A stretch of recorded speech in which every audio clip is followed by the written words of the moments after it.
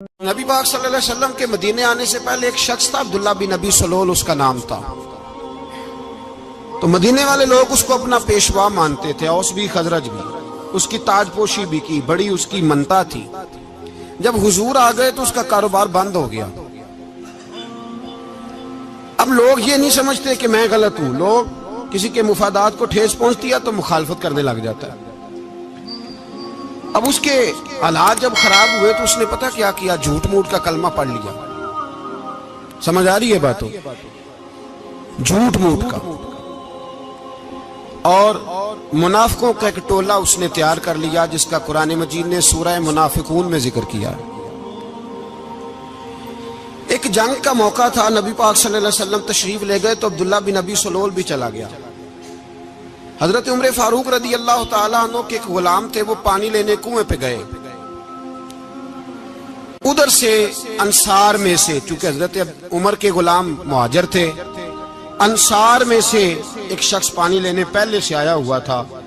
پانی بھرنے میں کوئی اختلاف ہو گیا، جھگڑا ہو گیا، مار کٹائی تک نوبت آ گئی۔ حضرت عمر کے غلام نے کچھ چیز مار دی، اس شخص کو زخمی ہو گیا۔ اس نے پکارا، عبداللہ بن ابی سلول نے سمجھا کہ موقع اچھا ہے، دوڑا ہوا آیا اور آ کر اس نے کہا، انصار مدینہ بھاگ کے آؤ، جلدی آؤ، اور بڑے غلط جملے استعمال کیے۔ کہنے لگا اگر ان لوگوں کو تم اپنا بچا کچا کھانے کو نہ دیتے مہاجروں کو تو آج یہ تمہارے سر پہ نہ بیٹھتے۔ معاذ اللہ، ایسی باتوں پہ کہا کرے، بولے یہ روزمرہ کی گفتگو میں عادت بنائیں، کوئی ایسی بات کرنی ہو تو معاذ اللہ استغفر اللہ کہہ کے کرنی چاہیے۔ اس نے کہا کہ معاذ اللہ اب ان کو بچا کچا نہ دیں تو یہ ہمارے سر پہ نہ بیٹھتے۔ شور کیا اس نے۔ ہمارے ہاں بھی سیانے بندے پنچایت کے لوگ وہ کہتے ہیں تو اس برادری کے بچے سے ہی مار کھا ہے، پتہ ہی نہیں چلا، جا اسے مار کے آ، سر پھاڑا، یہ کار پھوڑ دے اس کا سر، اور دیکھ میں دیکھ لوں گا بعد میں جو ہوگا۔ یہ عقل مند لوگوں کے مشورے نہیں، یہ جاہل لوگوں کے مشورے۔ ناراض نہ ہونا، پر یہ نبی پاک صلی اللہ علیہ وسلم نے فرمایا ہے، حضور کا فرمان ہے۔ یہ کن لوگوں کا کام ہے؟ بول کے بتائیں، بول کے۔ پڑھے لکھے سیانے بندے اس طرح کے مشورے یہ بالکل نہیں دیتے، جاہلوں کا کام۔ پکارا، مہاجر سارے اکٹھے ہو گئے، انصار سارے آ گئے، اور جب انصار آئے تو مہاجرین کو بھی پکارا، مہاجر بھی آ گئے۔ اب وہ گتھم گتھا ہونے لگے تو کسی نے جا کے محبوب پاک کے کان میں کہا، یا رسول اللہ وہاں تو مہاجر انصار لڑنے لگے۔ وہ پرانی لڑائیاں پھر سے جاگ گئی ہیں۔ نبی پاک تشریف لائے، حضور نے وہاں لفظ بیان کیے، فرمایا یہ تم نے کیا جاہلوں جیسا کام شروع کیا ہوا ہے؟ یہ کون سا کام ہے؟ اللہ کرے ہم سب اس کام سے باز آ جائے، آمین تو کہنا۔ اور تو اس برادری دے منڈے کوئی مار کھائے ہیں؟ برادری کیا ہوتی ہے؟ برادری تو تعارف کے لیے، اونچ نیچ کہاں سے آ گئی؟ کہا میرے رسول پاک علیہ الصلوۃ والسلام نے، فرمایا تم جاہلوں جیسے کام کر رہے ہو۔ صلح کرائی، بات رفع دفع کرائی، لوگ چلے گئے، معاملہ ٹھنڈا ہو گیا۔ لیکن عبداللہ بن سلول نے کہا کہ میں یہ موقع خالی نہیں جانے دوں گا۔ پھر گیا وہ اور جا کے انصار مدینہ سے کہنے لگا، ایک دفعہ جا لینے دو مدینے، تم نے میری بات نہیں نہ سنی تو جو وہاں بڑے سردار بیٹھے ہیں ان سے بات کروں گا، اور معاذ اللہ ثم معاذ اللہ ہم ان بے عزت لوگوں کو مدینے سے نکال دیں گے، وہاں صرف عزت والے رہیں گے۔ یہ غلط جملے اس نے ادا کیے جس کو قرآن پاک نے سورہ منافقون میں بیان فرمایا ہے۔ اس نے یہ بات کی۔ ایک صحابی تھے حضرت زید رضی اللہ تعالیٰ عنہ، وہ سن رہے تھے، آ کے عرض کی، یا رسول اللہ صلی اللہ علیہ وسلم عبداللہ بن ابی سلول تو اس طرح کہہ رہا ہے کہ مدینے جا کے عزت والے دوسروں کو نکال دیں گے، اور تم اگر اپنا بچہ انہیں نہ دیتے تو معاذ اللہ آج یہ ایسا نہ کرتے۔ حضرت عمر نے بھی سن لیا، حضرت عمر نے بات سن لی، تلوار نکالی اور دوڑے۔ حضور نے بازو پکڑا، فرمایا کدھر جا رہے ہو؟ کہا یا رسول اللہ اگر آج سزا نہ دی تو کل اور بات بھی کرے گا، اور اگر آج ایک قتل ہو گیا تو باقی سیانے بن جائیں گے۔ یا رسول اللہ مجھے چھوڑے، میں ماروں گا۔ حضور نے فرمایا عمر چپ کر، وہ جھوٹ موٹ کا کلمہ پڑھتا ہے، لوگ کہیں گے کہ محمد ابن عبداللہ نے اپنے ساتھی مارنے شروع کر دیے۔ چپ کر، حوصلہ کر، صبر کر، دلیری کر۔ حضرت عمر کہتے ہیں میری حضور کے کہنے پر میں ٹھہر تو گیا، پر وہ میرے اندر جو آگ لگی ہوئی تھی ٹھنڈی نہیں ہو رہی۔ کہتے ہیں میں چپ تو کر گیا۔ نبی پاک علیہ السلام نے پوچھا عبداللہ بن ابی سلول سے، تو نے یہ کہا ہے؟ کہنے لگا حاشا وک اللہ، میں نے بات ہی نہیں کی۔ ہاں، اب لوگ کہنے لگے کہ زید تو نوجوان ہے، تو یہ بوڑھا آدمی ہے، چلو صحیح کہتا ہوگا۔ حضور بھی خاموش ہو گئے۔ اللہ پاک نے قرآن مجید نازل فرما دیا، فرمایا اللہ نے سن لی ان کی بات جنہوں نے یہ کہا ہے، اور پھر لفظ بڑے حسین ہے، فرمایا یہ کہتے ہم عزت والے ہیں؟ نہیں، وَلِلَّهِ الْعِزَّةُ وَلِرَسُولِهِ وَلِلْمُؤْمِنِينَ، فرمایا عزت تو اللہ کے پاس ہے، اللہ کے رسول کے پاس ہے، اور عزت تو مومنوں کے پاس ہے، مومنین کے پاس عزت ہے۔ یہ قرآن پاک نے سارا مضمون بیان کر دیا کہ عبداللہ بن ابی سلول غلط کہتا ہے اور حضرت زید صحیح کہتے ہیں۔ حضور نے کچھ نہیں فرمایا، جا رہا ہے قافلہ۔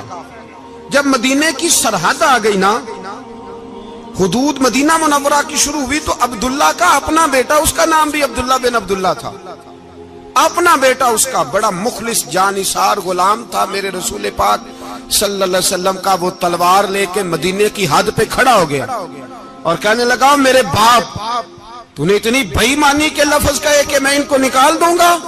کہے اپنی زبان سے کہ میں ذلت والا ہوں، رسول پاک کو اللہ نے بڑی عزت عطا فرمائی، کہے ورنہ میں تیری گردن کاٹ دوں گا۔ بول، کہے حضور بھی عزت والے اور نبی پاک کے غلام بھی عزت، کہے اپنی زبان سے، کہے میرے رب کا یہ فرمان ہے وَرَفَعْنَا لَكَ ذِكْرَكَ، ابھی میں خود تیرے لیے تیری شانوں کو بلند فرما دوں گا۔ تو کہا کہے، تو دشمن ہو کے کہنے لگا میرے بیٹے مجھے معاف کر دے، مصطفیٰ تو بڑی عزتوں والے ہیں، ان کے غلام شانوں والے۔ جب بیٹا تلوار لے کے سامنے کھڑا ہوا، شہرت ہوئی، اب نبی پاک نے حضرت عمر کی طرف دیکھا، کہا عمر تیری بات صحیح تھی، اب جو ہوا یہ زیادہ صحیح تھا، وہ میں نے تجھے کہا حوصلہ کر، تدبر کر، وقت کا انتظار کر، یہ صحیح ہوا کہ وہ صحیح تھا۔ تو حضرت عمر فاروق کہنے لگے یا رسول اللہ، میں گواہی دیتا ہوں آپ واقعی اللہ کے سچے رسول ہیں صلی اللہ علیہ۔ اتنی اچھی رائے، وقت فیصلہ کرتا ہے، تدبر سے چلے، دانائی سے چلے، علم پیدا کریں، بردباری۔ ہمیں کئی دفعہ سجدہ صاف کرنا پڑتا ہے، ہم جو کہتے ہیں بات اس کے الٹ نکل آتی ہے۔ ہم کسی شخص کے بارے میں کچھ تبصرہ کر بیٹھتے ہیں، کچھ عرصے کے بعد ہمیں پتہ چلتا ہے کہ وہ تو ایسا تھا ہی نہیں، ہم نے غلط بات کر۔ ہم بغیر تحقیق کے، بغیر تفتیش کے، حوصلہ نہ ہونے کی وجہ سے، صبر نہ ہونے کی وجہ سے ہم بہت سارے کام کر گزرتے ہیں، پھر ہمیں نقصان ہوتا ہے۔ اپنی زندگی میں علم نہ چھوڑیں، حوصلہ نہ، لڑائیاں ہوتی ہیں نا گھروں میں، اس کی وجہ خامد ہوتا ہے، بیوی نہیں ہوتی۔ یہ بات گھر جا کے بتانا کہ آج انہوں نے کہا ہے۔ لڑائی کی وجہ کون ہوتا ہے؟ نہ بولو تسی، پر میں تے آنکھ ہی چھڑیا ہے، وہ تو ریکارڈ ہو گیا ہے۔ لڑائی کی وجہ کون ہے؟ جڑے باتیں لڑتے ہیں وہ کوندے ہی نہیں پے۔ وجہ کون بنتا ہے جی؟ کیوں بلا؟ اس لیے کہ نبی پاک صلی اللہ علیہ وسلم نے فرمایا عورت کی عقل آدھی ہے تو تیری تو پوری ہے نا، جس کا مطلب ہے لڑائی اگر بچ سکتی تھی تو مرد کی وجہ سے بچ سکتی تھی، گھر میں امن ہو سکتا تھا۔ کہتے ہیں جی بڑی بیوقوف ہے، میری سنتی نہیں۔ تو میں نے کہا جو اس سے بحث کر رہا ہے وہ سیانا ہے؟ بولیں، جو بحث کر رہا ہے وہ عقل مند ہے؟ بندہ تو چلو تھا وہ دانشور شیکسپیئر، باتیں بعض اوقات اس کی کچھ ایسی ہیں۔ اس سے کسی نے پوچھا تھا عورتوں سے کون جیت سکتا ہے بحث میں، تو اس نے کہا تھا وہ جو ان سے بحث نہ کرے، جو ان سے بحث۔ تو بھائی تو وجہ اس لیے کہ حوصلہ تو نہیں کرنا تھا۔ نبی پاک علیہ السلام نے فرمایا بی بی ٹیڑھی لکڑی ہے، سیدھی کرنے کی کوشش کرو گے تو ٹوٹ جائے گی، سیدھی۔ تو پھر کتنا بیوقوف ہے جو پتھر سے سر رگڑ رہا ہے، کتنا نادان ہے جو یہ حرکت کر رہا ہے، دریا میں چھلانگ لگا کے کہتا ہے ڈوبوں گا نہیں۔ تو بھائی حوصلہ پیدا کرے، علم پیدا کرے۔ بہت ساری ایسی باتیں کرے کہ جس میں اشتعال آئے گا، فٹافٹ 3 لفظ طلاق کے دے دیے، اب بھاگا گیا مفتی صاحب کے پاس، او ہو 4 بچوں کا کیا بنے گا؟ اور یہ بات پکی ہے کہ بچوں کو صرف ان کی ماں ہی پال سکتی ہے، ان کی ماں۔ اور بات مجھے نہیں بھولتی ایک شخص نے بیوی کو طلاق دے کے دوسری شادی کی. اس کا بیٹا تھا 10 سال کا. تو اس نے اپنے بیٹے سے کہا کہ بیٹے بتا پرانی اماں صحیح تھی یا یہ صحیح ہے؟ اس نے کہا نہیں ابا وہ تو جھوٹ بڑے بولتی تھی، یہ صحیح ہے. وہ جھوٹی تھی، وہ جھوٹ بڑے بولتی تھی میری سگی اماں، یہ سچ بولتی ہے. اس نے کہا وہ کیسے؟ کہنے لگا اس لیے کہ میں کوئی شرارت کرتا تھا تو میری سگی اماں مجھے تھپڑ مارتی تھی اور کہتی تھی تجھے روٹی نہیں دینی، جا دوڑ جا گھر سے. تو میں دوڑ جاتا تھا تو جھوٹ بولتی تھی نہیں دینی، پھر آدھے گھنٹے کے بعد مجھے ڈھونڈنے لگ جاتی تھی، ڈھونڈ کے لاتی تھی، پھر میری منت کرتی تھی، پھر مجھے کہتی تھی نہ مجھے ستایا کر، پھر میرا ماتھا چومتی تھی، پھر میری مرضی کا کھانا بنا کے دیتی تھی، پھر میرے منہ میں لقمے ڈالتی تھی. جھوٹی تھی، پہلے کہتی ہے نہیں دینی پھر پیچھے بھاگتی ہے. یہ سچی ہے، میں شرارت کرتا ہوں تو تھپڑ مار کے نکالتی ہے، پھر میں منتیں کرتا ہوں پر روٹی نہیں دیتی، پیر پکڑتا ہوں نہیں دیتی. سچ بولتی ہے، اپنی بات پہ ڈٹ جاتی. او بھائی بچے اس کی ماں ہی پال سکتی ہے، تو نے 3 جملے کہتے سوچا ہی نہیں، تیرا کا گیا تو یہ تو نئی بیوی ملے گی، اور اس کا بھی کیا گیا، اس کو بھی شاید شوہر مل جائے. ان پھولوں کی پرورش صرف ان کا مالی کر سکتا ہے، دوسرا کر سکتا؟ تو نے حوصلہ ہی نہیں کیا. ٹھیک ہے غلطی بی بی کی تھی پر تو مرد تھا نا، تیرے پاس تو دلیری تھی. فٹافٹی 3 طلاق کے جملے کہہ دیے. اور میرے رسول پاک علیہ السلام نے فرمایا جائز کام بڑے ہیں پر طلاق جائز تو ہے پر میرے رب کو پسند نہیں، اللہ کو پسند. تو نے مالی بگا دیا جس نے تیرے گھر کا باغ سینچنا تھا. تو بھائی یہ حوصلہ نہیں. درجنوں طلاقیں، 20 کیس، اور ابھی وہ شادی کے پورے کپڑے نہیں پہنے تو طلاق پہلے. اس کی وجہ یہ کہ حوصلہ نہیں، صبر نہیں، رضا نہیں، ہم احساس نہیں کرتے. اگر تو یہ سمجھ جائے کہ بس اللہ نے جو میرے لیے بہتر سمجھا مجھے دے دیا، صحیح ہے میری آزمائش ہے، کیا ہے کچھ ہے جو اس نے بہتر سمجھا مجھے اس نے، پھر تو سکھی ہو جائے، تیرے لیے جینا آسان ہو جائے، پھر تو بہت ساری پریشانیوں سے آزمائشوں سے دور ہو جائے. میرے نبی پاک علیہ السلام نے ہمیں حوصلہ کرنے کا حکم دیا، دلیری. 2-3 سال شاید پچھلے سال یا اس سے پچھلے سال حج کے موقع پہ نا ہمارے پاکستان میں تو بڑے بڑے انوکھے واقعات ہوتے ہیں. سننے سے کیا میں کہتا ہوں وہ عبرت کے لیے ہوتے ہیں. جعلی ویزے لگوا دیے حج کے کسی ایجنٹ نے، اللہ کے مہمانوں کو بھی لوگ لوٹ لیتے ہیں. جعلی ویزے لگوا دیے. اور مزے کی بات یہ ہے کہ پاکستانی ایئرپورٹ سے گزر بھی گئے وہ ویزے والے، اور احرام باندھے لوگ جدے پہنچ گئے. 4 آدمی تھے، انہوں نے ویزا دیکھا تو کہا نقلی آپ کو واپس جانا پڑے گا. اگلی فلائٹ سے وہ لوگ واپس آئے. آپ مجھے بتائیے ان کی جب وہ چھوٹے چھوٹے کلپ آئے، میڈیا نے ان کی باتیں سنی تو ان کے آنسو نہیں تھمتے تھے. ایک آدمی احرام باندھ کے گیا ہے، معمولی سمجھتے ہیں آپ؟ میرے جیسا غریب آدمی کبھی اس نے ارادہ کیا اور مدینے جانے کا لیٹ ہو جائے تو کلیجہ پھٹنے کو آتا ہے. کچھ مجبوریاں پیروں میں آ جائے، نہ جا سکے تو پتہ نہیں کتنی توبہ کرنے کو دل کرتا ہے کہ کہیں غلطی تو نہیں ہو گئی، کوئی ایسی بات تو نہیں نکل گئی. یقین کریں طبیعت پریشان ہو جاتی، یار کوئی ایسا کام تو نہیں ہوگا جس کی وجہ سے یہ بات ہوئی. 4 آدمی لوٹ آئے، حالات خراب ہو گئے، لوگ رو رو کے قصے سناتے تھے. لیکن میرے رسول پاک علیہ السلام کا حوصلہ دیکھو. حضور کعبے کا بھی کعبہ، حضور مالک، حرم کے مالک مطلق، جن کے صدقے اللہ نے کعبہ کو بیت اللہ بنایا. حاجیو آؤ شہنشاہ کا روضہ دیکھو، کعبہ تو دیکھ چکے اب کعبے کا بھی کعبہ دیکھو. حضور 1400 صحابہ کو لے کے گئے عمرہ کرنے. مقام حدیبیہ پر پہنچے تو کافروں نے روک لیا، ہم عمرہ نہیں کرتے. تو اور میں خادم اور جو وارث و مالک ہیں 1400 صحابہ، ہم نہیں عمرہ کرنے دیتے، واپس جائیے. صلح لکھی جا رہی ہے. صلح کی شرطیں کیا ہیں؟ مکے سے کوئی آدمی غلطی سے بھی مدینے چلا گیا، مکے کا آدمی، تو مسلمان اگر ان کے ظلم سے تنگ آ کے، مکی مسلمان کافروں کے ظلم سے تنگ آ کے مدینے چلا گیا تو مدینے والے واپس کریں گے. اور اگر مدینے سے کوئی شخص غلطی سے بھی مکے چلا گیا تو مکے والے واپس نہیں کریں گے. اتنی سخت شرائط. حضرت عمر غصے سے کانپنے لگے, صحابہ پریشان ہیں, پر میرے رسول پاک نے صبر دکھایا, حوصلہ, تدبر. یہ تدبیر ہے, صبر ایک بہترین تدبیر ہے, اگر کوئی اپنائے تو بہترین طریقہ ہے. حضور نے فرمایا ہمیں منظور ہے, صلح کرو. اور اتنا سخت حکم ہے, کہنے لگے 1400 احرام والے واپس جائیں, بعد میں آنا, اس وقت نہیں عمرہ کرنے دیں گے.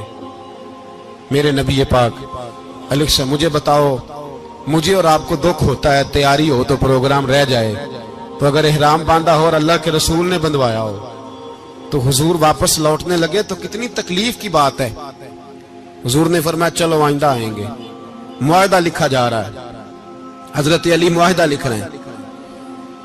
لکھو محمد الرسول اللہ صلی اللہ علیہ, محمد الرسول اللہ صلی اللہ علیہ وسلم اور قریش مکہ کے بیچ معاہدہ. یہ تحریر لکھی جا رہی تھی تو ابو سفیان بول پڑا, کہنے لگا جی ہم محمد الرسول اللہ نہیں نکلنے دیں گے معاذ اللہ, یہی تو ہمارا جھگڑا ہے. اگر آپ کو رسول اللہ مان لیا تو پیچھے رہ کیا گیا, محمد ابن عبداللہ لکھیں. حضور نے حضرت علی سے فرمایا رسول اللہ کاٹ کے محمد ابن عبداللہ لکھو. حضرت علی لکھ رہے تھے, محمد رسول اللہ لکھا تھا, فرمایا رسول اللہ کاٹ کے محمد ابن عبداللہ لکھو. تو حضرت علی کہنے لگے حضور مجھے یہ لفظ کاٹنا نہیں آتا, حضور مجھے یہ لفظ کاٹنا. کسی صحابی نے اعتراض نہیں کیا کہ لکھنا آتا تھا, کہا مجھے کاٹنا. حضور نے دوبارہ کہا علی کاٹ دو. کہا یا رسول اللہ مجھے یہ لفظ کاٹنا نہیں آتا. میرے حبیب نے تیسری دفعہ کہا علی کاٹو. تو شیر خدا نے قلم چھوڑا, ہاتھ باندھے اور کھڑے ہو کہنے لگے محبوبہ مجھے تیرے قصیدے لکھنے آتے ہیں, کاٹنے کوئی نہیں آتے. میں مجبور ہوں, مجھ سے نہیں ہوتا, کوشش کرتا ہوں, نہ قلم اٹھتا ہے نہ ہاتھ چلتا ہے. میرے حبیب پاک نے قلم پکڑا اور لفظ رسول اللہ خود کاٹ کے محمد ابن عبداللہ کرایا. بھائی وقت گزر گیا, صلح ہو گئی.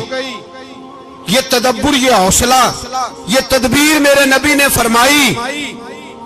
اب تو 1400 کو مکے نے نہ داخل ہونے دیا, لیکن ایک سال ہی گزرا, تھوڑا ہی وقت گزرا, میرے رسول پاک 10,000 کو لے کے مکے میں داخل ہو گئے. 10,000. اس نے فائدہ دیا. حکمت کیا تھی, تدبر کیا تھا. قریش روز لڑائی کرنے آ جاتے تھے, تبلیغ ہی نہیں کرنے دیتے تھے. ان سے صلح ہو گئی تو نبی پاک نے کیسر کو خط لکھا, کیسر روم کو, ہرکل کو. دور دراز تبلیغ پھیل گئی, مسلمان 100,000 سے زیادہ ہو گئے. ان کی طرف سے اب وہ لڑائی بند ہو گئی. میرے حبیب پاک علیہ السلام کے حوصلے نے کمال دکھایا, اس تدبیر نے فائدہ دیا امت مسلمہ کو. 10,000 کا لشکر لے کے حضور کعبے میں داخل ہوئے. کل جو ابو سفیان کہتے تھے نا محمد رسول اللہ لکھنے نہیں دوں گا, آج وہ خود کہہ رہے تھے اشہد ان لا الہ الا اللہ واشہد ان محمد رسول اللہ صلی اللہ علیہ. کل جو کہہ رہے تھے کہ میں یہ لفظ نہیں لکھنے دوں گا, آج ابو سفیان کی حویلی میں لاکھوں لوگ, ہزاروں لوگ بیٹھے تھے اور سارے کہہ رہے تھے محمد الرسول اللہ, محمد الرسول اللہ, محمد الرسول اللہ صلی اللہ علیہ وسلم. میرے محبوب کی تدبر نے, فقاہت نے, اور پھر کمال ہوا. 1400 کہاں اور 1,44,000 کہاں. 1400 کہاں اور 1,44,000. 1400 کو نہیں جانے دیا عمرہ کرنے. میرے رسول پاک 1,44,000 کو لے کے حج کرنے چلے گئے. حضور نے حج کیا, ہر طرف لبیک لبیک کی صدائیں بلند ہوئی. یہ میرے نبی پاک کا تدبر ہے, حوصلہ ہے. اگر وقتی طور پہ حوصلہ کر جاؤ گے, دلیری کر جاؤ گے, آنے والا وقت آسان ہو جائے. حوصلہ نہیں, صبر نہیں, سکون نہیں. 2-4 باتیں, یہاں تک کہ لوگ ابا جی کی بات برداشت نہیں کرتے, ایسے جملے کہہ دیتے ہیں جو دوبارہ پلٹ کے نہیں آتے. ماں کو لفظ نہیں بولتے, باپ کی روح تک چھلنی کر دیتے ہیں وہ جملے. لیکن لوگ اس وقت حوصلہ کرنے, اور ہم پنجابی لوگوں نے تو گنجائش ہی بڑی دے دی ہے. کہتے ہیں بچہ ہے جے, ایک ہی ہے, ایک میں حوصلہ کرے کی ہے ماشاءاللہ. تو اگر جوان ہو گیا تو کہتے ہیں گرم خون ہے, مکہ کم. اگر بوڑھا ہو گیا تو کہتے ہیں بوڑھوں میں حوصلہ نہیں ہوتا, نہ بچے میں نہ. تو کس میں حوصلہ ہوگا؟ بولے کسی میں بھی نہیں. چھٹی سب کو فتویٰ مل گیا نا, یہ بچہ ہے جی, ابھی یہ تو بچہ ہے, آپ تو سیانے بیانے ہیں, یہ بچہ ہے. کمال ہو گئی ہے بھائی, کیا مطلب ہے بچہ ہے؟ بچے کو سارا پتہ ہے, ہر چیز اسے آتی ہے, حوصلہ کرنا ہی نہیں آتا. اور پھر کہہ دیا وہ تو گرم خون ہے. وہ کیا بات کرتے ہو, گرم خون؟ ابے کے گلے پڑ گیا گرم خون, اس کو کھڑا کرو نا ایس پی کے سامنے اور اس کو مار تھپڑ اس کے منہ پہ, تیرے گرم خون کا پتہ چلے. غریب کے یہ گلے پڑ گیا, اس کو کھڑا کرو ایس ایچ او کے سامنے, پھر پتہ چلے گا خون کتنا گرم ہے. وہاں بالکل چپ ہے, بالکل خاموش ہے. اور گرم خون اس کا صرف اماں کے لیے, جلال صرف رہ گیا اگر غریب گھر کی بیٹی بیاہ کے لایا تو صرف اس کے لیے. کوئی ایسی بات نہیں, ہم بڑے سیانے, ہمارا غصہ بڑا سمجھدار ہے, ہمارا وہ گرم خون بڑا سیانا ہے.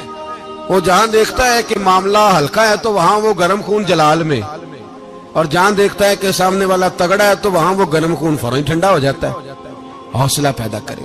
زندگی حوصلے مند لوگ جیتے ہیں, جو حوصلے مند نہیں ہوتے وہ تو زندگی کا ایک سال لطف سے نہیں جی پاتے.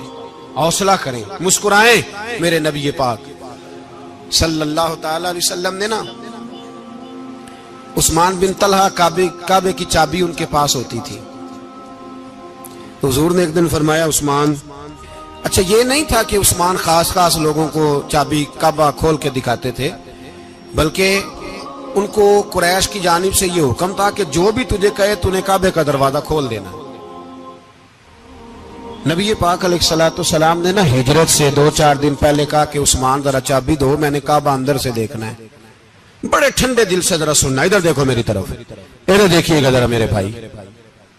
میں نے ایک بندے سے کہا یار پانی کی بوتل دینا دکاندار سے, ایک ہے اس نے کہہ دیا نہیں میرے پاس. اس بات کا کوئی غصہ بولیے, اور اگر وہ کہے سارے زمانے کو ملے گی آپ کو نہیں دینی, پھر بولے میرا خیال ہے چپ کر کے ہنس کے آ جائیں گے, سوال ہی نہیں پیدا ہوتا. ہم کہیں گے مجھے نہیں نہ دینی, تو نے تو دکان اٹھا یہاں سے بند کاری سے. کیا مطلب ہے سب کو دینی ہے تجھے نہیں دینی, کیا معنی ہے اس کا؟ لے کے جاؤں گا, جھگڑا ہوگا, بحث کریں گے. عثمان بن طلحہ سے حضور نے فرمایا دروازہ کھولو, کعبہ دیکھنا ہے. عثمان کہنے لگا میں ساری دنیا کو دکھاؤں گا, آپ کو نہیں دکھاؤں گا. کتنی سخت بات ہے, پر قربان جائیں رسول اللہ کے حوصلے پہ صلی اللہ علیہ. عثمان کہتے ہیں میں نے یہ بات کی تو نبی پاک مسکرانے لگے, اور میں اچھا نہیں دینی, تو حضور نے نا مسکرا کے اور میری کمر پہ تھپکی دی, فرمایا اچھا یاد رکھنا یہ چابی میں تجھ سے لے لوں گا, اور جس کو میرا دل کرے گا میں اس کو دوں گا. عثمان کہتے ہیں روز رات کو نبی پاک کے یہ جملے میرے کانوں میں گونجتے تھے کہ حضور نے فرمایا. کہتے ہیں جس دن پتا چلا نا نبی پاک 10,000 کا لشکر لے کے آ رہے ہیں, تو ابو سفیان میٹنگیں کر رہے تھے, مکے کے سارے سردار تیاری کر رہے تھے, اور میرے کانوں میں ایک ہی لفظ تھا کہ حضور نے فرمایا میں چابی لے لوں گا, پھر جس کو میں چاہوں گا اسے دوں گا. عثمان کہتے ہیں حد ہو گئی, وقت گزر گیا, حضور آ گئے, طواف فرمایا, اور طواف کے بعد میرے نبی پاک علیہ السلام نے فرمایا بلاؤ نا ذرا عثمان کو. عثمان کہتے ہیں میں چابی لے کے آیا تو دوسرا جملہ کوئی نہیں.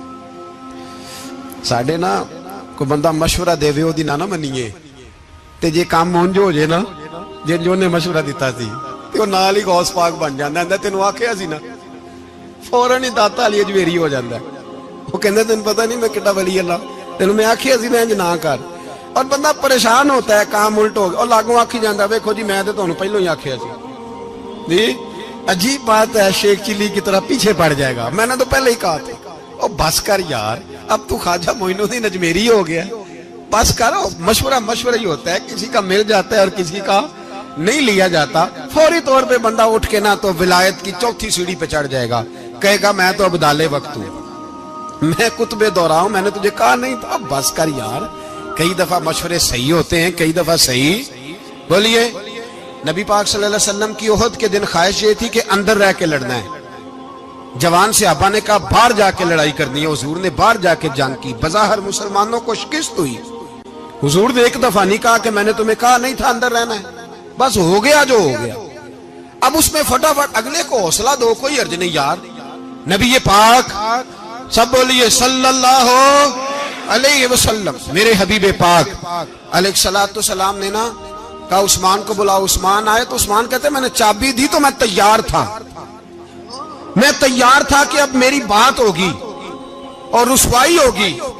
لیکن کہتے ہیں قربان جائیں مصطفیٰ نے تو یہ جملہ بھی نہیں کہا کہ میں نے تجھے کہا نہیں تھا، یہ بھی نہیں کہا. حضور نے چابی لی، کعبے کے بت صاف کیے، نماز پڑھی، واپس آئے. فرمایا عثمان میرا وعدہ تھا تیرے ساتھ کہ جس کو میں چاہوں گا چابی دوں گا، یہ لو چابی میں تجھے ہی دینا چاہتا ہوں، لے لو رکھ لو.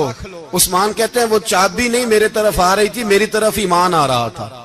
وہ چابی نہیں آ رہی، ایمان آ رہا تھا میری جانب. کہتے ہیں میرے ہاتھوں میں چابی آئی اور میری زبان پہ کلمہ توحید جاری ہو گیا.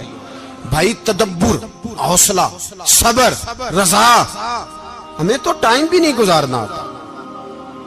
گھر کا ماحول، گھر کے اندر رہ کے لوگ دکھی ہیں، اس لیے کہ ہماری طبیعتوں میں حوصلہ نہیں. ایک منٹ کے لیے نہیں، ایک سیکنڈ کے لیے بھی ہم یہ برداشت نہیں کرتے کہ چلو تھوڑا انتظار کریں، وقت کو دیکھیں، موقع کو دیکھیں. میرے نبی پاک علیہ الصلوۃ والسلام پہ اتنی مصیبتیں آئیں کہ پہاڑ پہ آتی تو وہ ریزہ ریزہ ہو جاتے، لیکن کسی مقام پر بھی حضور علیہ الصلوۃ والسلام شکوہ کرتے نظر نہیں آتے.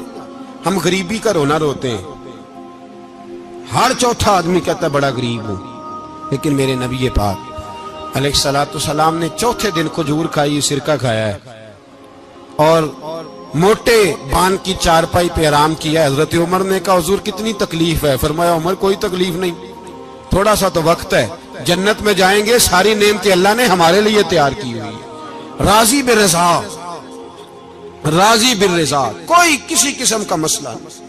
ہمیں آزمائشیں آتی ہیں، تکلیفیں آتی ہیں، بیماریاں آتی ہیں، لوگ چھوٹی چھوٹی بات پر پریشان ہو جاتے ہیں، ذرا سی بات پر شکوہ کرتے ہیں. میرے رسول پاک علیہ السلام نے فرمایا جب میرا رب کسی کو بیمار کرتا ہے تو 2 فرشتوں کو بھیجتا ہے، جاؤ میرے بندے کی تیمارداری کر کے آؤ. اللہ اکبر، خود رب بھیجتا ہے جاؤ میرے بندے کی. تو مجھے بتائیے جب اللہ بھیجے تو پھر تندرست خوش نصیب ہوا کہ بیمار؟ جی تندرست پھر خوش نصیب کون ہوا؟ میرے نبی پاک صلی اللہ علیہ وسلم نے فرمایا رب 2 فرشتے بھیجتا ہے، فرماتا ہے پتہ کر کے آؤ میرے بندے کا اس کا کیا حال ہے. حالانکہ اللہ سارے جانتا ہے. فرشتے آتے ہیں، واپس جاتے ہیں، رب کریم پوچھتے ہیں بتاؤ میرا بندہ کیا کہتا تھا؟ اللہ تجھے سارا ہی پتہ ہے، پر ہم سے پوچھتے تو بتا دیتے ہیں. وہ یہ کہتا تھا کہ میں اپنی رب کی رضا پہ بڑا ہی راضی ہوں. وہ تیری حمد کر رہا تھا، تیری تعریف کر رہا تھا، تیرا شکر کر رہا تھا، تیرے لیے کلمات حمد بیان کر رہا تھا. تو میرے نبی پاک علیہ السلام فرماتے ہیں، اللہ فرشتوں سے فرماتا ہے سنو پھر اگر میں اپنے بندے کو اس بیماری میں شفا دوں گا تو اس تندرستی سے زیادہ اچھی تندرستی دوں گا جو پہلے اسے عطا کی ہوئی تھی، پہلے سے اچھی صحت دوں گا. اور اگر اسے اس بیماری میں موت دوں گا تو پھر مرتے ہی اس کے لیے میں جنت کا فیصلہ فرما دوں گا. بھائی جب تو راضی بالرضا رہتا ہے، راضی بالرضا، بڑی سادی سی بات ہے بھائی. آپ گھر گئے روٹی مانگی تو اگر کسی نے کہا نا کہ اتنی تھکاوٹ ہے ٹائم پہ آیا کریں اس وقت، تو روٹی تو وہ بھی مل گئی اور اس میں لذت، وہ سکون نہیں، وہ سکون نہیں. میری اماں جی سالن پکا کے رکھ لیتی تھی تو روٹی جب بھی کوئی مانگتا تھا تو تازی بنا کے دیتی تھی، ان کی طبیعت تھی. تو میں اکثر ان سے کہتا کہ اماں جی پکا کے رکھ دیا کرو. تو کہتے تمہیں خوشی نہیں ہوتی جب تمہاری اماں تازی پکا کے دیتی ہے؟ خوشی ہوتی ہے، طبیعت میں خوشی ہوتی ہے. ان کا مزاج تھا، ذوق تھا، تو ہم سمجھتے تھے یار یہ بڑی سعادت کی بات. تو آپ گھر گئے رات کو تو گھر والوں سے کہا روٹی، تو فوراً اٹھے فوراً، اور انہوں نے کھانا تازہ بنایا اور ساتھ یہ بھی کہا باہر سے نہ کھایا کرے بندہ بیمار ہو جاتا ہے. کتنی ٹھنڈک پہنچتی ہے آدمی کے دل کو، سکون ملتا.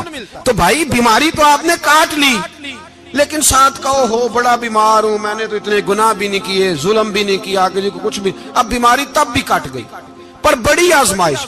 مریض ڈاکٹر کے گلے پڑ رہا، اس کے لواحقین جھگڑے کر رہے، بیماری وہ بھی کٹ گئی. اور ایک بیمار وہ ہے جو چارپائی پہ لیٹا ہے اور کہتا ہے جس طرح میرا اللہ راضی اسی طرح میں بھی راضی. تو بیماری اس کی بھی کٹ گئی. حضرت یونس علی نبینا علیہ الصلوۃ والسلام نے ایک دن حضرت جبریل امین ملنے آئے تو جناب یونس علیہ السلام کہنے لگے اے جبریل اللہ کے نیک بندوں میں جو اللہ کو اس وقت سب سے زیادہ پسند ہے نبیوں کے بعد، توجہ کرنا بات پر، جو سب سے زیادہ اللہ کو پسند ہے نبیوں کے بعد ولیوں میں، اور سب سے زیادہ اللہ جس کو اللہ کی بارگاہ میں عبادت گزار لکھا جاتا ہے، میری اس بندے سے ملاقات کرا۔ تو حضرت جبریل نے جناب یونس علیہ السلام کو ساتھ لیا تو ایک شخص کے پاس پہنچے جو آنکھوں سے اندھا تھا، دونوں ہاتھ اس کے سلامت نہیں تھے اور پورے جسم میں پیپ جاری تھی، ریشہ تھا۔ جب جا کے السلام علیکم کہا نا حضرت یونس نے، اس نے وعلیکم السلام کے بعد پہلا لفظ پتہ کیا کہا؟ اس نے کہا یا اللہ تیرا شکر ہے، یا اللہ تیرا، آپ بھی ادا کریں اللہ کا شکر، یا اللہ تیرا، اللہ تیرا شکر ہے۔ تو حضرت یونس علیہ السلام کہنے لگے تو شروع سے اس طرح کا ہے، نابینا بھی اور ہاتھوں سے معذور بھی اور سارا جسم شروع سے؟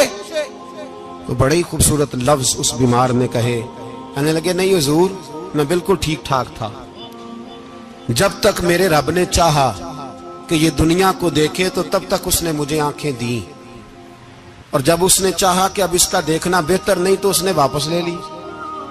تو یا اللہ تیرا شکر ہے، اللہ تیرا شکر ہے۔ پھر کہا جب تک اس نے چاہا کہ میرے ہاتھ رہے تب تک رہے، جب اس نے چاہا کہ میرے لیے بہتر نہیں تو اس نے لے لیے، تو یا اللہ تیرا شکر ہے۔ جب تک اس نے چاہا کہ میرا جسم صحیح و سلامت رہے تو رہا، اور جب اس نے چاہا کہ میرے لیے بہتر نہیں تو مجھے بیمار کر دیا، تو یا اللہ تیرا شکر ہے۔ تو حضرت یونس علیہ السلام کہنے لگے جبریل واقعی یہ اللہ کا سب سے زیادہ شکر گزار بندہ ہے، سب سے زیادہ عبادت گزار بندہ ہے، سب سے زیادہ۔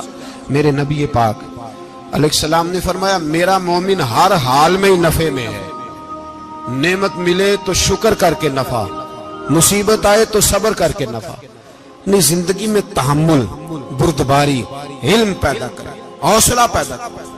ہر آنے جانے والے شخص کے مزاج کے مطابق اسے نہ ملے، اپنا مزاج صحیح رکھے، اپنی طبیعت کے مطابق اپنے ماحول کو برقرار رکھیں۔ علم کے ساتھ گزارا کرو گے تو رشتہ داروں سے بھی بنی رہے گی، دوستوں سے بھی بنی رہے گی، ہر ایک سے تعلق رہے گا۔ اور اگر آپ کے اندر یہ حوصلہ نہیں تو پھر سارے معاملات پریشانی کا شکار ہو جائیں گے۔ یہ تو آج کا مضمون تھا۔ ہمیں نا لوگ مشورہ دیتے ہیں، کہتے ہیں پیر صاحب درویشوں کو سیاست کی بات نہیں کرنی چاہیے، دیتے ہیں نا مشورہ لوگ، جی تھوڑا تھوڑا بول دیں، تھوڑا تھوڑا دیتے ہیں نا۔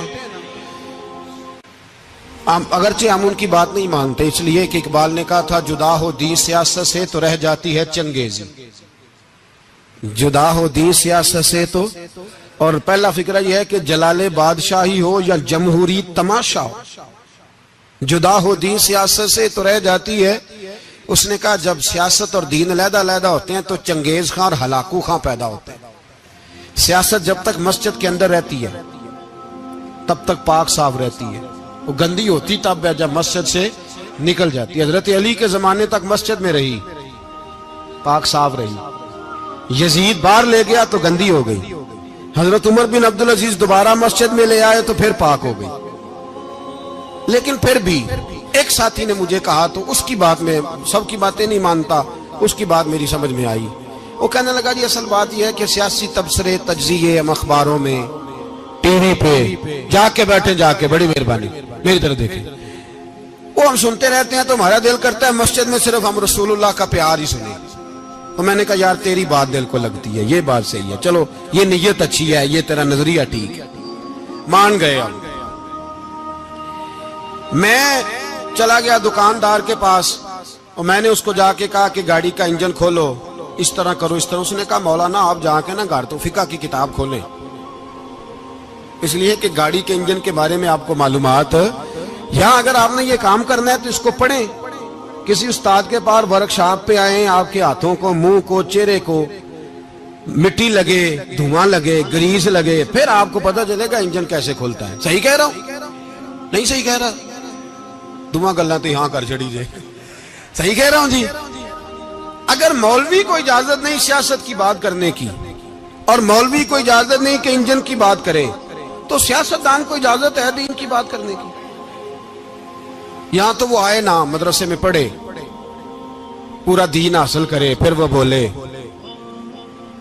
تو تو پھر تو ٹھیک ہو گیا، لیکن جب اسے سورت اخلاص بھی سیدھی نہیں آتی تو فتوے دینے کی اس کو ضرورت ہے کوئی؟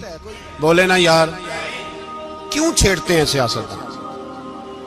ہم نہ پچھلے جمعے جلوس نکالنا چاہ رہے تھے ختم نبوت کی ترمیم کے حوالے سے، حکومت وقت نے کہا کہ ہم واپس لیتے ہیں، تو میرے بہت سارے دوستوں نے کہا جی نکالنا چاہیے، انہوں نے کیا کیوں؟ میں نے کہا یار لوگوں کو بھی پریشان نہیں کرنا چاہتے، ہماری اپنی سڑکیں ہیں، کسی کو بس ٹھیک ہے، انہوں نے واپس لے لی تو بات ختم ہو گئی، ہم مان گئے، تسلیم کر لیا۔ اتنا ہمارا مطالبہ ہے کہ اس آدمی کو ضرور سزا دو جس نے یہ ترمیم کی ہے، لیکن ہم نہیں کرتے، کوئی نہیں نکلے، نہیں نہ نکلے بولے ہیں۔ تو وزیر قانون صاحب کو کیا مصیبت بنی ہوئی ہے نیا فتویٰ دینے کی؟ کہ ہے کوئی شوق انہیں دینا چاہیے فتویٰ؟ کہتے نہیں مرضیوں میں ہمارے درمیان تھوڑا ہی فرق ہے۔ مجھے یوں لگتا ہے کہ یہ جان بوجھ کر کوئی نہ کوئی ایسی شرارت کرتے ہیں جس سے لوگ اشتعال میں رہیں، جان بوجھ۔ حلم، حوصلہ، صبر ذات کے بارے میں تو ہے، لیکن اگر کوئی رسول پاک کی بے ادبی کرے تو پھر حوصلے کی بات ہے ہی نہیں، پھر تو جہاد کی بات ہے۔ اور میں دیانتداری سے مسجد میں باوضو بیٹھ کر جمعے کے دن مشورہ دیتا ہوں حکومت کو اور وزیر قانون کو مشورہ دیتا ہوں کہ نہ فرعون کی حکومت ساری زندگی رہی، نہ نمرود رہا، نہ جاج بن یوسف رہا، نہ یزید رہا، اور یار درباری بن کے حکمرانوں کی چاپلوسی کرتے کرتے تم یہاں تک آ گئے ہو کہ اب نبی پاک کی عزت کو ہاتھ ڈالنا شروع کر دیا ہے۔ اور آپ یقین کریں سیاسی جماعتوں کا اتنا برا حال ہے کہ ان کے لیڈر کے بارے میں کوئی بات کرے تو پاگل ہو جاتے ہیں یہ احتجاج کر کر کے، اور اس نے ڈائریکٹ کہہ دیا کہ ختم نبوت کا مسئلہ ہی کوئی نہیں، جو دین کی بنیاد ہے، کسی کو پرواہ نہیں۔ مجھے تو ان لوگوں کی فکر ہو رہی ہے جن لوگوں نے انہیں ووٹ دیے ہیں، وہ اللہ کو کیا جواب دیں گے۔ اور یہ اللہ ماشاءاللہ ساری سیاسی جماعتیں اس طرح کی۔ اور میرا وزیر قانون صاحب کو بھی مشورہ ہے کہ زندگی بڑی تھوڑی ہے، بڑی تھوڑی، اللہ سب کو معاف کرتا ہے، اپنے رسول کے غداروں کو معاف نہیں کرتا۔ اور یہاں تمہاری گاڑیوں پہ جھنڈے لگے ہوئے ہیں، وہاں بھی تمہارے جھنڈے لگیں گے، پر اس لیے لگیں گے کہ یہ غدار ہے ناموس رسالت کے، یہ جھنڈے لگیں گے۔ شرم کرو اور ڈر جاؤ، بس کر دو، تمہارے منہ میں اب دانت پورے نہیں رہے۔ کوئی شوگر کا مریض ہے تو کوئی بلڈ پریشر کا، تو کوئی ہارٹ کا، تو کوئی کینسر کا۔ شرم کرو اور اپنی قبر کی بھی تھوڑی سی فکر کرو۔ بتاؤ پاکستان کے کتنے صدر گزرے، وزیر اعظم گزرے، تو ان کی قبریں کہاں ہیں؟ کوئی جاتا ہے ان کی قبروں پہ؟ کسی کو خبر ہے؟ کیوں اپنے لیے جہنم کٹھی کرتے؟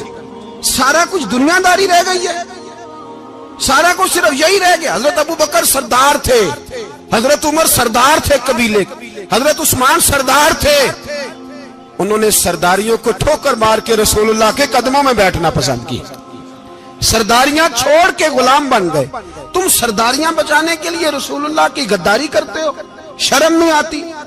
اور قوم شکوہ ہے مجھے ان لوگوں سے جو مولوی تو کہہ دیتے ہیں تو سیاست نکار، اور کسی سیاستدان کو منع نہیں کرتے کہ جب تجھے سورت فاتحہ بھی نہیں آتی تو تجھے کس نے اجازت دیا اتنی بڑی بات؟ اور میں نے پچھلے سے پچھلے جمعے بھی کہا تھا، پھر کہتا ہوں اور آن دی ریکارڈ کہتا ہوں، مرزائی کل بھی کافر تھے، آج بھی کافر، اور قیامت تک، اور جو ان کے کفر میں شک کرے وہ بھی، اور پکا بے ایمان ہے، کافر ہے۔ وہ وزیر قانون ہو یا صوبائی ہو یا وفاقی ہو، من شک فی کفر ہی فقط کفر، جو مرزائی کے کفر میں شک کرے وہ بھی کافر ہے۔ ہمارے رسول آخری رسول ہے، ہم کسی کو یہ اجازت نہیں دیں گے کہ وہ ختم نبوت میں رکھڑا ڈالنے کی کوشش کرے، ہم کسی کو یہ اجازت ہے۔ اور تم نے قوم کو لوٹا، لوٹتے رہو، اب ایمان پہ ڈاکے تو نہ ڈالو۔ تمہیں دولت لوٹ کے پیٹ نہیں بھرا، اب ایمان لوٹنا شروع کر لیا ہے۔ تمہارا فیکٹریاں لوٹ کر، قومی خزانہ لوٹ کر پیٹ نہیں بھرا، بھائی مانو اب دین بیچ کر اپنی حکومتیں پکی کرو گے۔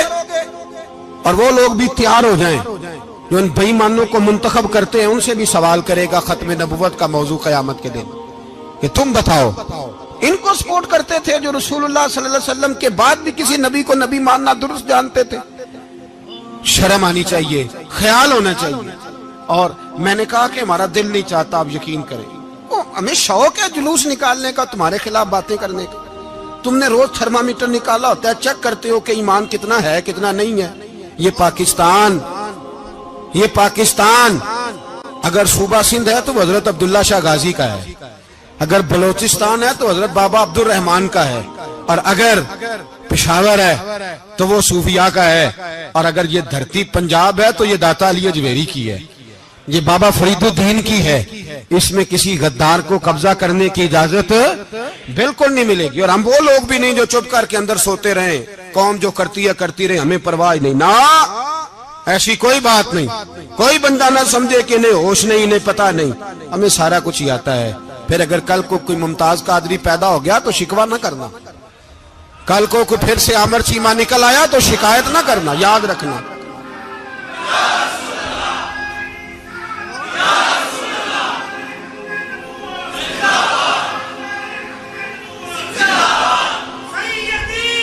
تو میرے بھائی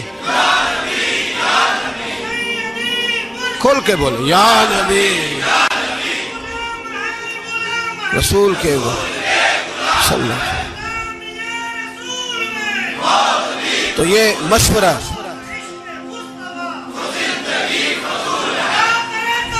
جزاک اللہ، تو یہ تمہیں مشورہ ہے۔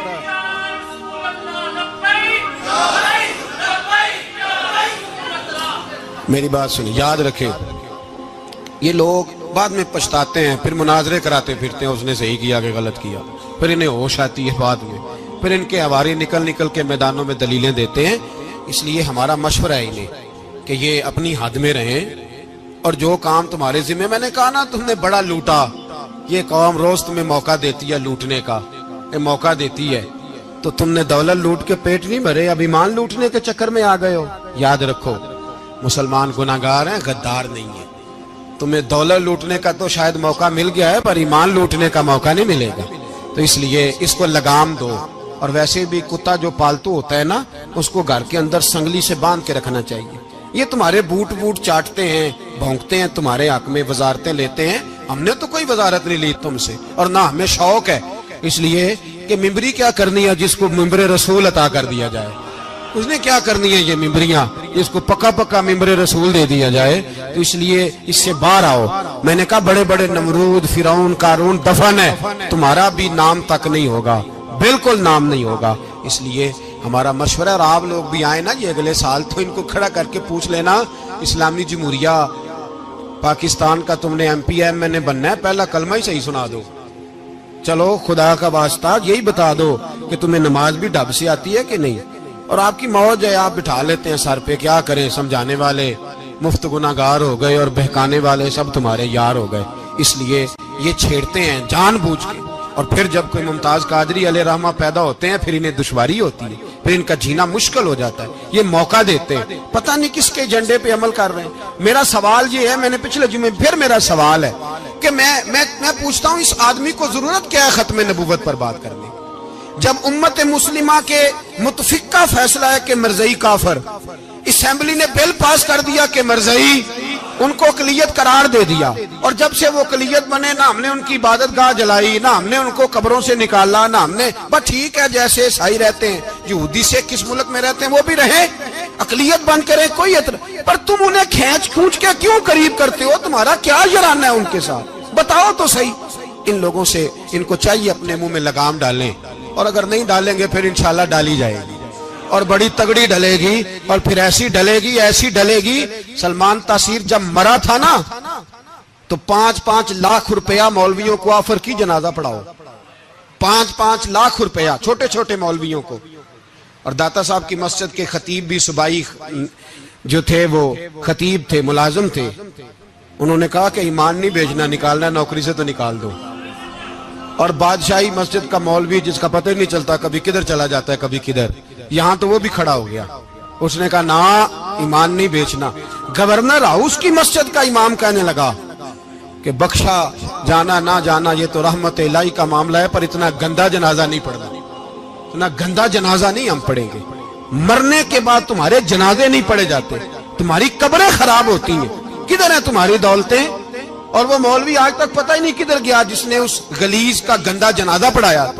تو بھائی اپنی قبر اشر کو جب جہاں تمہارے جنازے نہیں پڑھے جا رہے تو وہاں تمہارا کیا حال ہوگا. اس لیے ان لوگوں کو چاہیے کہ اپنی زندگی اس طرح گزاریں کہ کچھ نہ کچھ منہ لے کے سرور کائنات کے پاس چلے جائیں، ورنہ ایسا نہ ہو کہ یہاں بھی پھٹکار اور وہاں بھی پھٹکار. اس لیے ہمارا مطالبہ ہے حکومت سے کہ شرم کرو اور ایسے بے ایمانوں کو کالے ناگ جو تم نے بھرتی کی ہوئے ان کو نکالو، اور اگر تعریفیں کروانی ہو تلوے چٹوانے ہو تو اندر کمروں میں ان سے چٹوا لیا کرو. ان سے کہو کہ یہاں ہماری نوکری کرو، باہر نکل کے رسول اللہ صلی اللہ علیہ وسلم کے دین کے بارے میں گفتگو نہ کرو. اس لیے کہ اللہ تبارک و تعالیٰ نے اس دین کے اندر بڑا حسن اور بڑا جذبہ رکھا ہوا ہے، بڑا وقار ہے. ہمارا مطالبہ ہے حکومت سے کہ ختم نبوت کے مسئلے پر کوئی سیاستدان گفتگو نہ کرے. آپ تائید کرتے ہیں اس بات کی؟ اس پر کوئی سیاستدان کوئی گفتگو. ہمارے پاس بڑے تماشے ہیں سیاست کرنے کو، باقی تماشوں پہ سیاست کرو. یہ رسول اللہ کی ناموس کا معاملہ ہے، یہ چھیڑنے کی تمہیں اجازت ہو. مجھے سمجھ نہیں آتی یار، جب بات ختم ہو گئی اسمبلی نے بل واپس لے لیا تو صوبائی وزیر قانون کو آخر تکلیف کیا ہے؟ آپ کے پاس جواب ہے کوئی اس بات کا؟ بات ختم ہو گئی، ہم نے جلوس نہیں نکالنا، چھوڑ دیا، خاموش ہو گئے. علماء نے میٹنگیں بلائی تھی کینسل کر دی، ٹھیک ہے جی بات. اب دوبارہ سے کیوں چھیڑتے ہو؟ پھر کہتے ہیں احتجاج ہوتا ہے، شور ہوتا ہے. تم خود ایسی حرکتیں کرتے ہو جس سے افراتفری پیدا ہوتی ہے.